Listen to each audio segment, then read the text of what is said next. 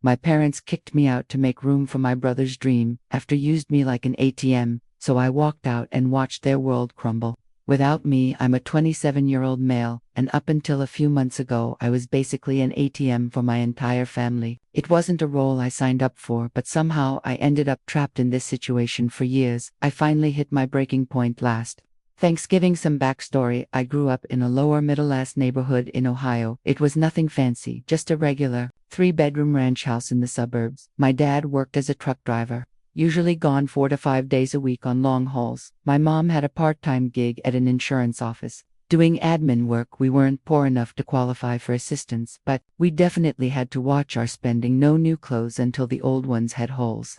No eating out unless it was someone's birthday, that kind of thing. I have an older brother, Ethan, a 30-year-old male, who was the golden child. He was a baseball star in high school but peaked at 18, and never accomplished much after that. He got a partial scholarship to a state college, but dropped out after 2 semesters because the professors were out to get him. Then there's my little sister Megan, a 19 female, the baby of the family, who somehow gets whatever she wants despite our supposedly tight finances. I was always the responsible one. I got decent grades, held down part-time jobs since I was 16, and went to community college for it because it was what we could afford. I wasn't exceptional at anything, but I was reliable. Maybe that was my first mistake. Everything changed dramatically when Dad hurt his back in a loading accident 4 years ago. He was helping unload his truck when something slipped and boomed to herniated discs. He claimed he was waiting for a workers' compensation settlement that never seemed to actually materialize. There was always some excuse: paperwork issues, lawyer problems, insurance company delays. I had just landed a decent IT job after finishing my associate's degree, making about $68.00 a year. It wasn't amazing money, but it was decent for someone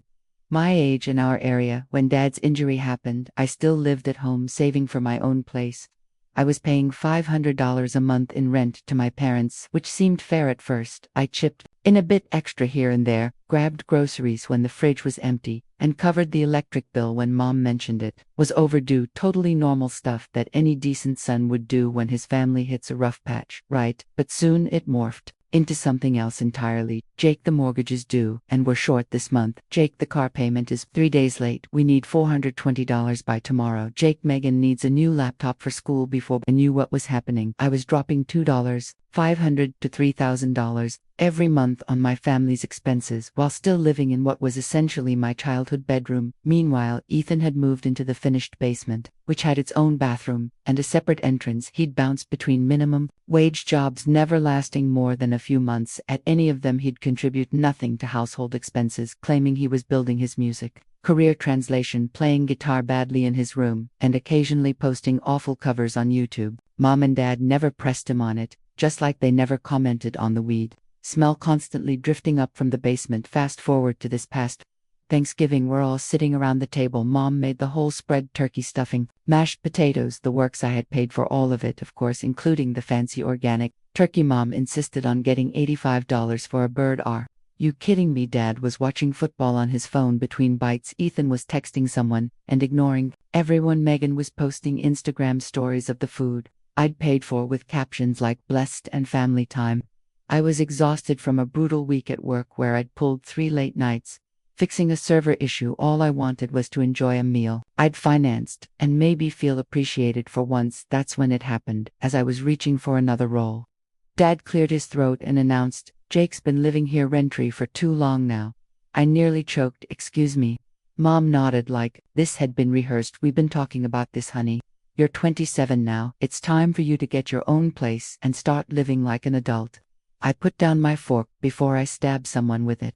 "What are you talking about? I pay rent. I've been paying rent." "Well, yes," Mom said, "but you stopped the regular $500 payments about 2 years ago." Was she serious? Because I started paying the mortgage instead, and the utilities and the groceries and basically everything else around here. Ethan snorted, not even looking up from his phone. "Dude, it's pathetic. You're still living in Mom and Dad's house at your age."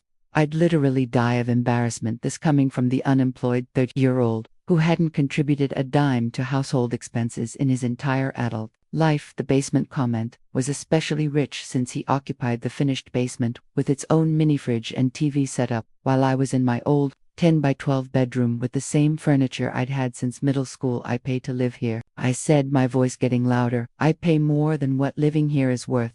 Dad waved his hand dismissively. That's not the point. A man your age needs his own place, your mother, and I think it's time. I laughed, but it wasn't funny. Let me get this straight. I covered the $1,850 mortgage, the $300 electric bill, the $180 internet and cable package you insisted on for your sports channels, groceries that run $900 a month because Ethan eats like a horse, and $3,000 toward Megan's community college, and I'm the one who needs to move out. What about him? I jabbed my fork in Ethan's direction. Your brother is going through a transitional period, Mom said defensively. His music career is about to take off. He just needs time. He's been transitional for 12 years, I said. When does he have to transition into being an actual adult? Ethan finally looked up from his phone. Screw you, man. Not everyone wants to be a corporate sellout drone like you. Dad pointed at me. Watch your tone. Your brother is following his passion. And anyway, this isn't about Ethan. This is about you needing your own space. My own space, I repeated in disbelief. For you wanting my money without having to see my face every day. The table went silent. Dad's face turned red. Megan finally looked up from her phone, sensing drama worth paying attention to. How dare you? Mom said in a low voice. After everything we've done for you. What exactly have you done for me lately? I asked. Please enlighten me, because from where I'm sitting, I've been carrying this entire household for years, while getting nothing but criticism in return. Mom sighed, dramatically giving me that condescending look she'd perfected over the years.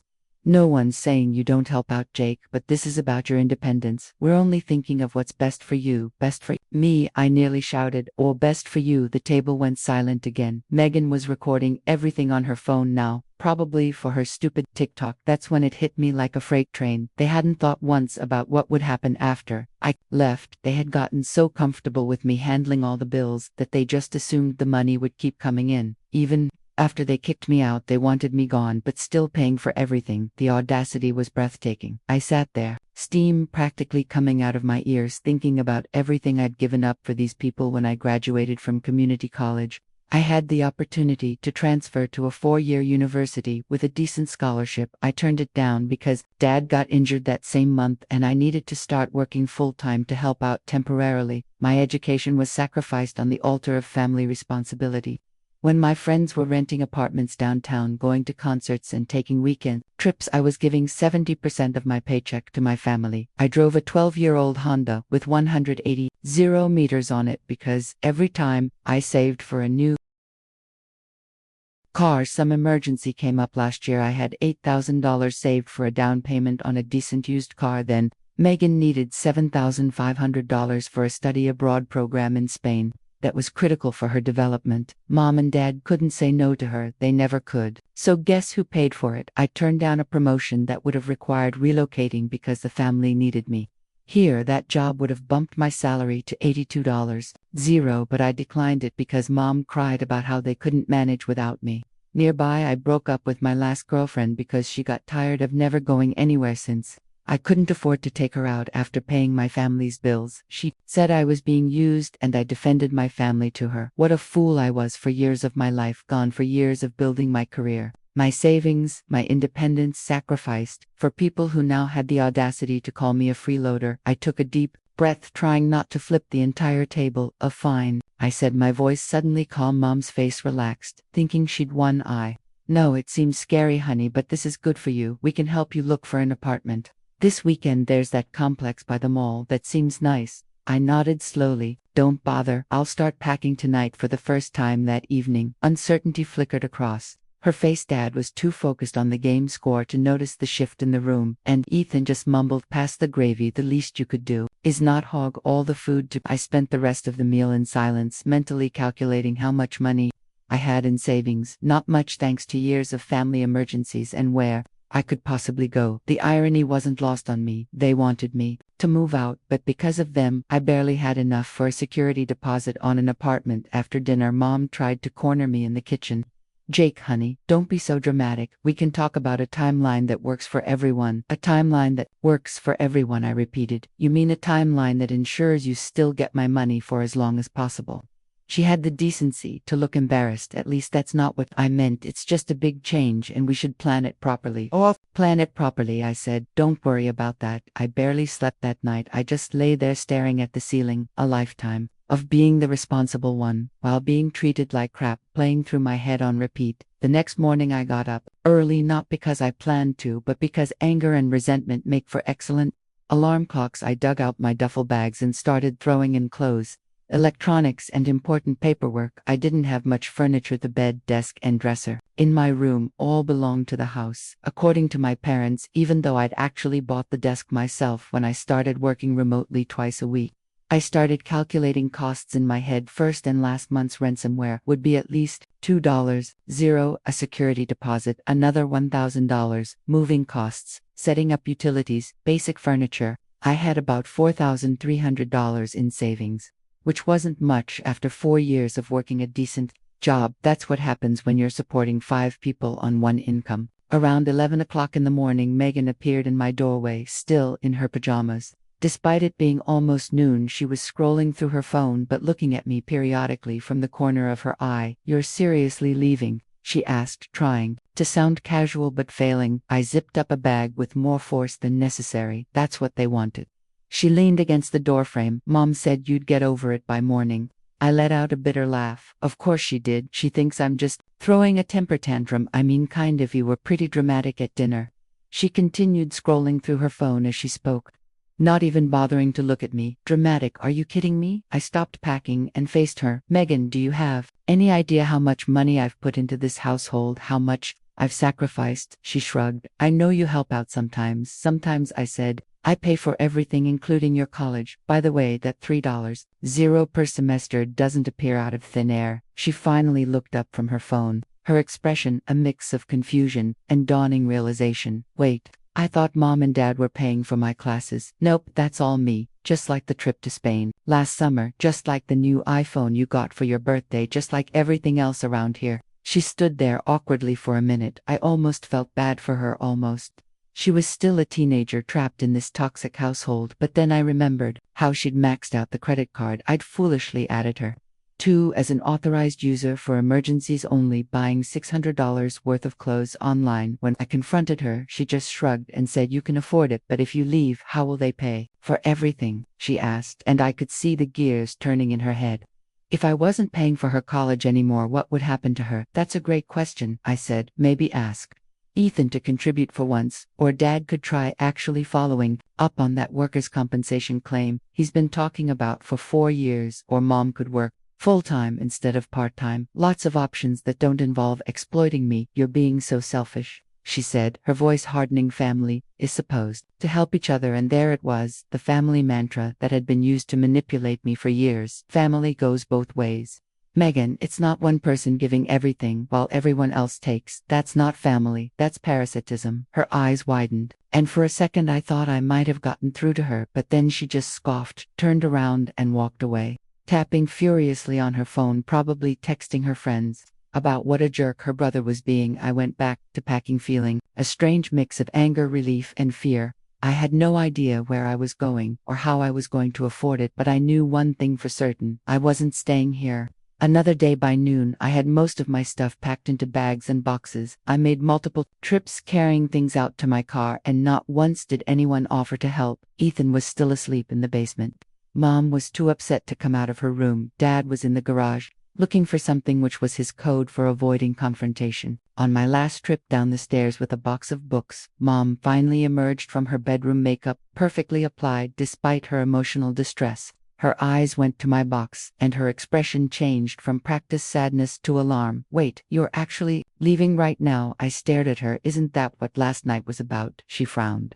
"Well, yes, but I thought we'd have time to, make arrangements." "I've made my arrangements," I lied. "I had some money saved, not much, but enough for a security deposit somewhere. I had a buddy who'd let me crash for a few days. If needed, I'd figure it out." I pushed past her and headed for the front door. Just as I was about to step outside, Dad came in from the garage, hands surprisingly clean for someone who claimed to be rummaging around in there. "So you're really doing this, huh? Running away when things get tough," he said, crossing his arms. I ignored him, balancing the box while trying to open the door. "Jake, Mom said, her voice taking on that fake sweet tone that always preceded a demand. Before you go storming off, we need to discuss the household expenses. I turned back slowly. What about them? She spoke, as if explaining something to a child. Well, obviously we understand. You're moving out, but we still need your help with the mortgage and utilities. You've been handling those for so long, and we just can't manage everything overnight. We thought you could send around $2.00 a month until we get things figured out. I stared at her in disbelief. Are you serious, right? Now she looked genuinely surprised at my response. There's no need for that tone. This is a reasonable request. We're your family. Dad stepped closer after. Everything we've done for you, this is how you repay us. By leaving us high and dry. What kind of son does that? That's when Ethan finally made his appearance, shuffling up from the basement in sweatpants and a stained t-shirt. What's with all the noise? Some of us are trying to sleep. It was 12:30 in the afternoon on a Friday. Jake thinks he's too good for this family now, Dad said, shaking his head. Going to leave us to fend for ourselves while he goes and plays big shot? Ethan looked at me with contempt. Dude, that's cold. Mom and Dad gave you everything. I set the box down, afraid I might throw it at someone. They gave me nothing. I've been carrying this entire family for years, while you sit on your ass, playing video games, and Dad watches sports all day, instead of finding work. I'm injured, Dad shouted, pointing to his back. You think I want to be stuck at home? You think I don't want to be out on the road making money? I think it's convenient that your injury never seems to stop you from playing golf with Uncle Steve every Wednesday, I shot back, or helping him move furniture last month, but somehow it prevents you from getting any job at all for 4 straight years. Mom stepped between us. Stop it, both of you. This isn't helping. She turned to me, her expression softening into the manipulative look I knew all too well. Jake, honey, we're not asking for the world here, just some help during the transition. You can still have your independence, your own place. We just need a little financial support until we adjust. How long is until you adjust? I asked. She hesitated. Well, until your father's settlement comes through, or until he's able to work again, or until Ethan's music career takes off. So basically forever. Got it? No. I said the word, feeling strange and powerful in my mouth. I'm not giving you another dime. You ungrateful little. Dad started stepping toward me. Mom put her hand on his arm. Don't. Robert then to me. Jake, please, we're not asking for everything, just enough to keep us afloat. You can afford it. You make good money. I make decent money that I work for, I said, and no, I can't afford to pay for 2 households, not anymore. So that's it, Dad said. You're just going to abandon your family, your mother who raised you, your dad who put food on the table all those years, your brother and sister who need you. I laughed outright. Oh, now I'm family now. You acknowledge everything I've done. Funny how that only happens when you want something from me. Mom started tearing up her go-to manipulation tactic. I'd seen it deployed on Dad, on teachers, on bill collectors, on anyone who wasn't giving her what she wanted. She daintily dabbed at the corner of her eye, careful not to smudge her mascara. Please, Jake, if you don't help us, we'll lose the house. They'll repossess the car. We could end up on the street. Not my problem, I said, surprising even myself with how cold my voice sounded. You made your choice last night. You wanted me gone, so I'm gone. This isn't what we meant, Mom cried, the tears flowing freely now. It's exactly what you meant, I snapped. You just didn't think through the consequences. You thought you could kick me out and keep taking my money. Well, guess what? It doesn't work that way. Dad's face was getting redder by the second. You listened here. No, you listen. I cut him off. For once in your life, you're going to hear me out. I have put my entire life on hold for this family. I've given up education, career advancement, relationships, any hope of building my own savings. Also, you could maintain this facade of middle-class stability while doing absolutely nothing to contribute to it, and your response was to tell me I'm not welcome here anymore. They stared at me in shock. I'd never spoken to them like this before. I've enabled this dysfunctional situation for far too long, I continued. Well, it ends today. I'm leaving, and the bank of Jake is officially closed. Figure it out yourselves. I picked up my box and headed for the door. Mom made one last desperate attempt. Jake, please, at least pay the mortgage this month just to give us time. I turned back one last time. You know what? I've got a better idea. I'll leave you with the same thing you left me with all these years, nothing but empty promises and guilt trips. And with that, I walked out, slamming the door so hard the cheap decorative mirror in the hallway fell and shattered. Fitting, really. That first week was rough, not going to lie. I crashed at my buddy Mike's apartment for 5 days, sleeping on his couch and feeling like a complete failure. Despite knowing I'd made the right choice, Mike was cool about it. He'd met my family a few times and always said they treated me like crap, but I still felt like I was imposing. I spent every waking hour apartment hunting and budgeting. It was shocking to realize how much more affordable life could be when I was only paying for myself. Eventually, I found a studio I could afford about 30 minutes from work. It was small, just 480 feet with a kitchenette and a bathroom where you could practically shower while sitting on the toilet, but it was mine, no one asking for money. No one guilting me into paying for stuff that wasn't my responsibility the first month.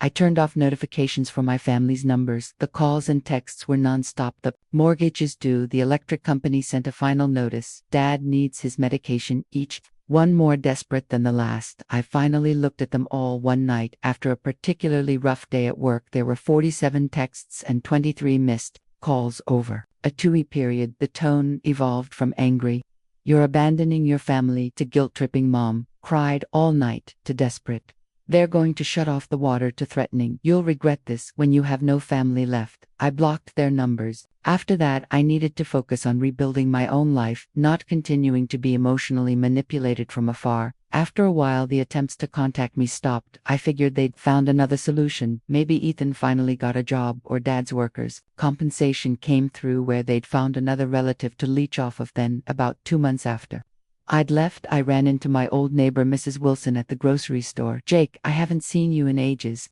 How are you?" We chatted for a minute before she dropped the bomb. "Your family's having quite a rough time from what I hear. The bank put a foreclosure notice on the house last week." I nodded, feeling a weird mix of guilt and satisfaction. "Is that so?" "Oh yes," she continued, "apparently not." Noticing my lack of surprise, "Your mother's been telling everyone at church that you abandoned them, but between you and me, I always thought it was strange how you seem to be the only one working in that house. Your brother's car hasn't moved in weeks. I think it got repossessed. I saw your parents at the dollar store buying ramen and mac and cheese in bulk." I felt a twinge of sympathy, especially for Megan, but then hardened my heart. They had made their bed and now they were lying in it. When I got home, curiosity got the better of me, and I unblocked their numbers to check if there were any new messages. There were dozens from every member of my family, each more desperate than the last. From Dad, "The bank's taking the house. This is on you. How can you sleep at night knowing your family is being thrown out on the street?" From Mom, "Please, Jake, we're begging you. We need $3,200 by Friday or we'll be evicted. I know we've made mistakes, but please don't punish your sister for our errors." From Ethan, "You're dead to me, bro." Mom cries, "Every night Dad's back is worse from the stress. Hope you're happy in your fancy apartment." While we're suffering from Megan, "I had to drop out of college because we can't afford it. Thanks a lot. My entire future is ruined because you're being selfish." Each message was designed to hit me where it hurt, to trigger that lifetime of conditioning that said family comes first, that I was responsible for everyone else's well-being. But something had changed in me. I could see the manipulation now, plain as day. I didn't respond to any of them. The crown jewel came 3 months after I'd left, when Dad showed up at my apartment. I have no idea how he found my address, probably through a mutual acquaintance or by following me from work. I opened the door to find him standing there looking like hell. He'd lost weight, his clothes were wrinkled, and he had dark circles under his eyes. "Jake," he said, his voice, "can I come in?" I crossed my arms, blocking the entrance. "Why?" "To talk man to man." Against my better judgment, I stepped aside. He walked in, eyes darting around my small but clean apartment, taking in the modest furnishings. I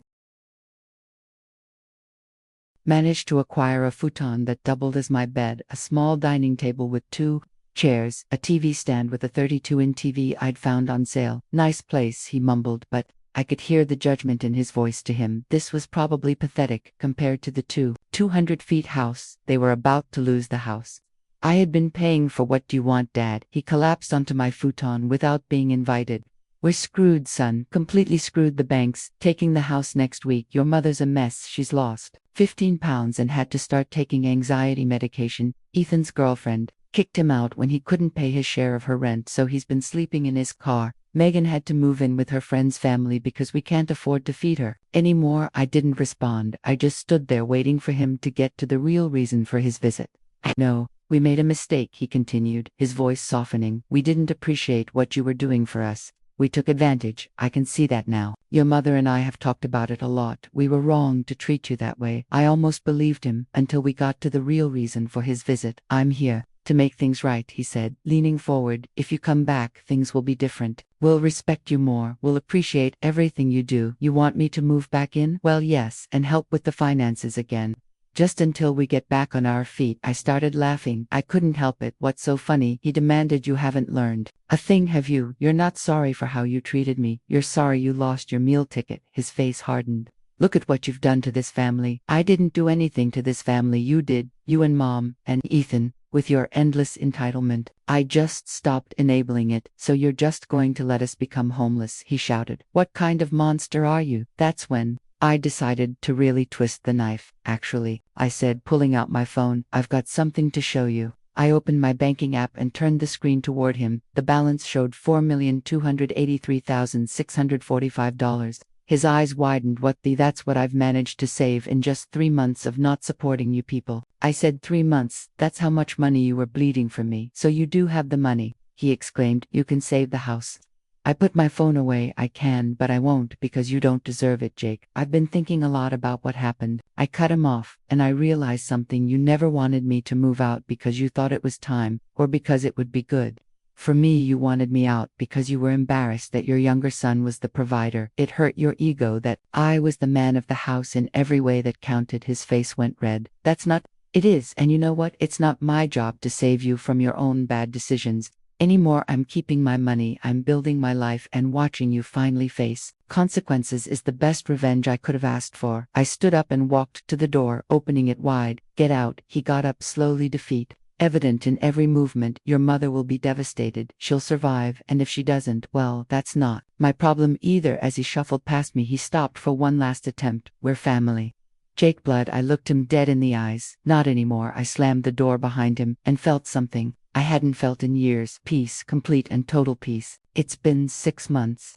Now, I heard through the grapevine that they lost the house and had to move into a crappy 2-bedroom apartment in the bad part of town. Dad finally got a job at a gas station working the register. Guess his back miraculously healed when actual homelessness was on the line. Mom's working full-time at the insurance office. Now, Ethan had to take a job at a warehouse loading trucks. Ironic, given Dad's injury. Megan's working at McDonald's instead of going to college. Meanwhile, I got that promotion I turned down years ago. My boss actually sought me out, saying they still needed someone with my skills and would I reconsider relocating. I'm making $88.00 now with better benefits. I bought a decent used Mazda. I started dating again. Nothing serious yet, but it's nice to go out for dinner without worrying about whether I'll have enough left over to pay someone else's credit card bill. I'm taking a vacation to Colorado next month, my first actual vacation in years.